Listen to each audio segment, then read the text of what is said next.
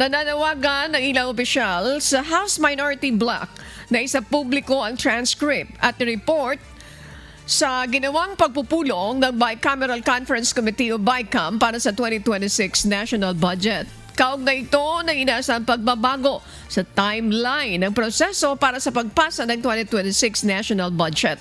Ito ay dahil sa pagkabinbin ng Bicameral Conference Committee o BICAM meetings ayon kay House Deputy Minority Leader at ACT Teachers Party List Representative Antonio Tino.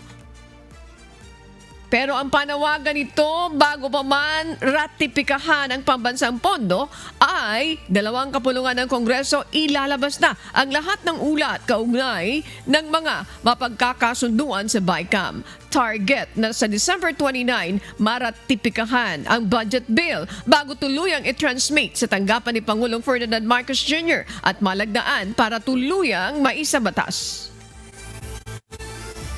So kailangang ilabas ng buo yung transcript ng mga BICAM sessions, tapos merong report, no? Summary ng mga napagkaisahan sa bawat session ng BICAM para makita natin kung yung napagkaisahan ay reflected dun sa magiging final report ng BICAM.